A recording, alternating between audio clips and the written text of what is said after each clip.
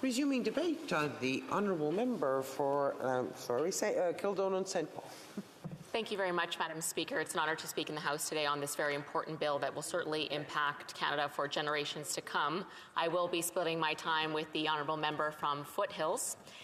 And so it really is about the internet. That's what we're talking about today, and it's such a marvelous thing. It's led to the creation of Canadian content being shared around the globe. It is truly the definition of free market, merit-based, hard work, and consistency, what it can do for Canadians and their content to share it globally with the world. From the palm of your hand, all you need is the internet or a data subscription package, and you can share your ideas with everyone with the push of a button. It really is an incredible time that we're living in, and it's only been about 15 years that Canadian content creators, producers can share their ideas so freely and so easily all around the world, which really begs the question, we've had this much success, we have this much freedom.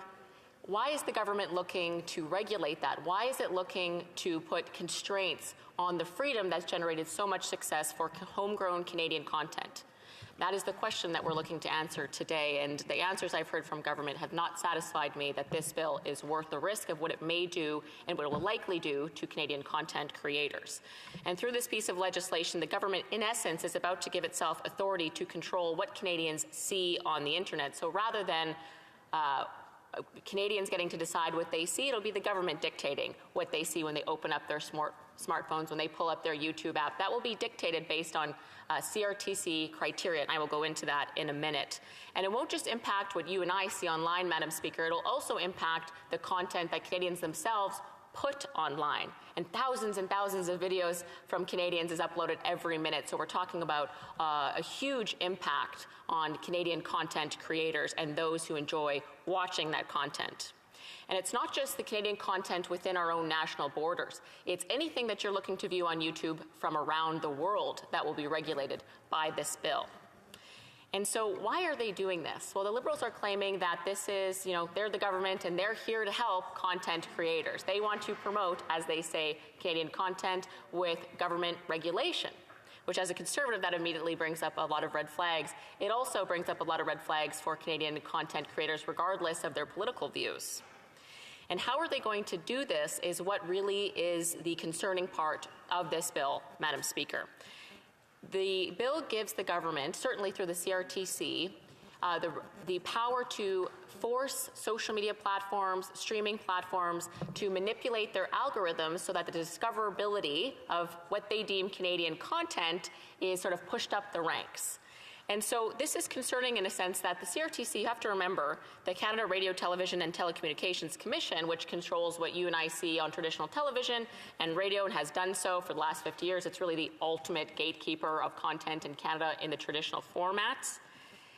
That comes into play in Section 9 and 10 of the bill. It's called Discoverability Regulations. And as I mentioned, that's what's really going to determine what we're seeing when we open our YouTube page, for example. And it's going to be based on what is Canadian content, which is yet to be defined, which to me really means it's going to be some Ottawa bureaucrat deciding what is Canadian content. And from what I understand, things like Margaret Atwood's Handmaid's Tale, which is a world phenomenon Netflix show from her book that she wrote, of course, very notable and famous Canadian author, that wouldn't really be considered Canadian content. So that wouldn't be something that's promoted based on these discoverability rules.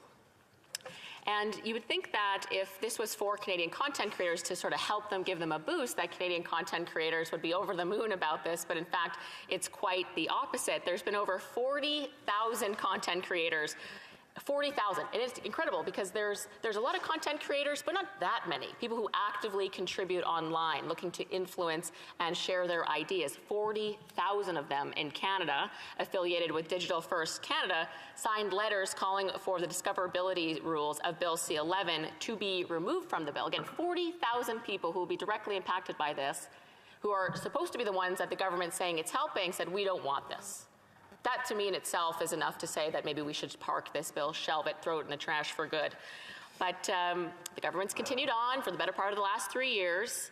And it's not just conservatives or these content creators that are sounding the alarm, it's other experts in this field as well. Scott Benzie from Digital First Canada explained, most Canadian creators do not care solely about the Canadian market.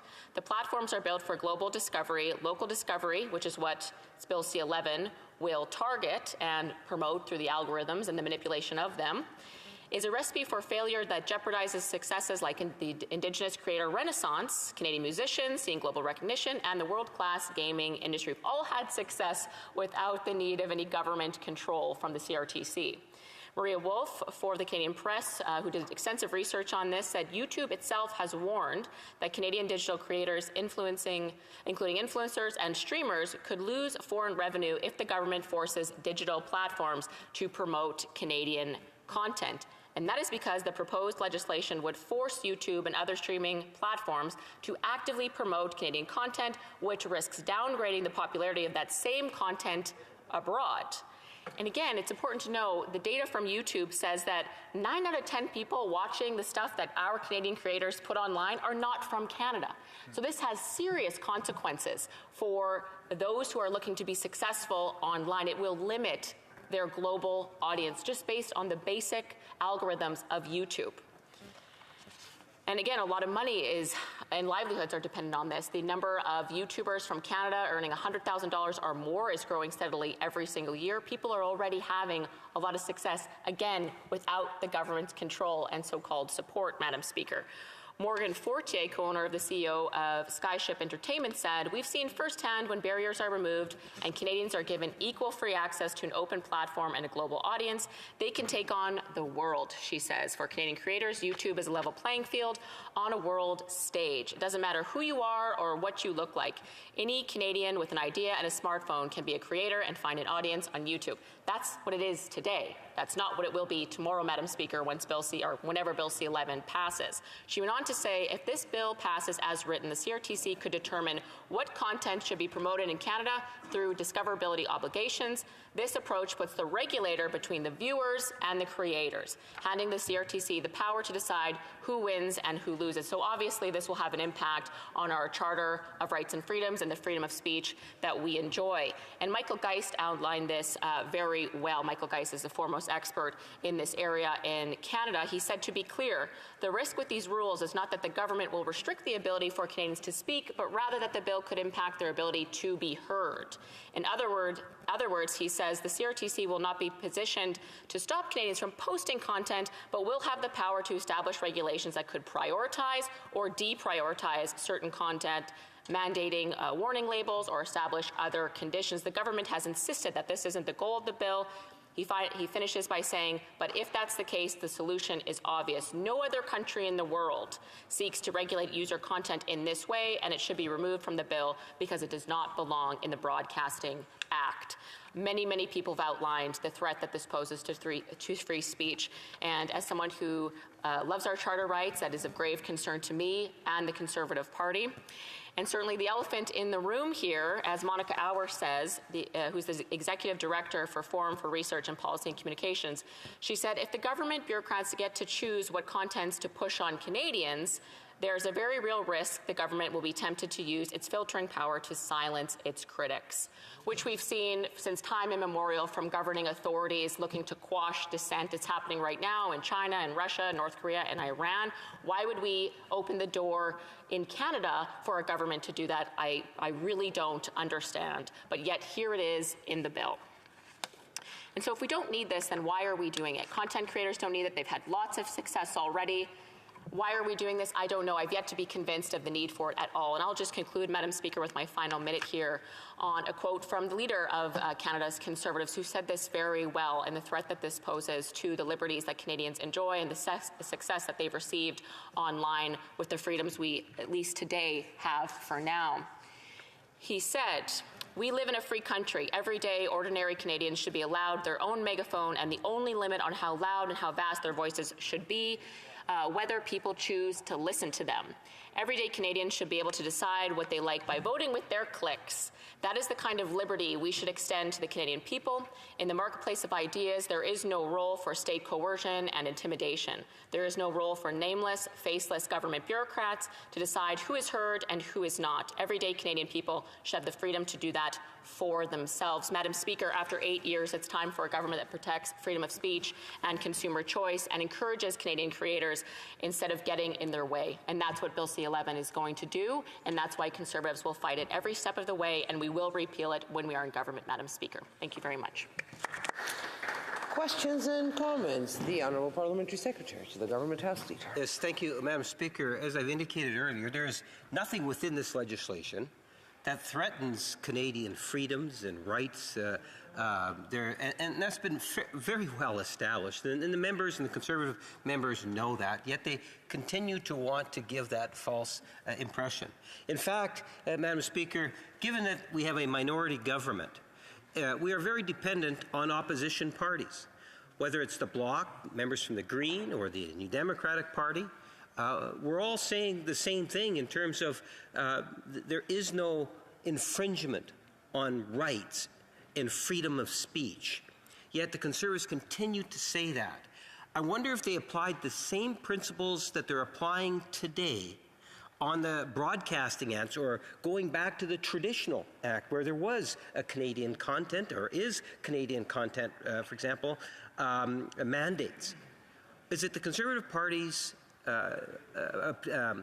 policy today that they would actually get rid of that also, so that there won't be a level? I have to give the Honourable Member for Kildonan and St. Paul a chance to answer. Thank you, Madam Speaker. The control is right in the bill. So Section 9, for example, is the one where I talked about in my speech, dictates the discoverability. It provides the CRTC, the ultimate gatekeeper of traditional content platforms. It provides the CRTC the ability to force online streaming platforms and social media platforms the ability, or they have to comply under pain of a $10 million fine, I will add, with enforcing discoverability laws. So they will downgrade a video that doesn't meet this government's definition of Canadian, and they will upgrade a video that does. To me, that is absolutely a limit on the free speech of the individual who is deemed not Canadian enough by this government's vision of Canada, which, as the Conservative Party has made very clear, we take great issue with over and over again. So that's in the bill itself. I don't know what to tell the member, Madam Speaker. Exactly. Commentaire, l'honorable député de Montcalm. The Honourable Member for Montcalm. Thank you, Madam Speaker.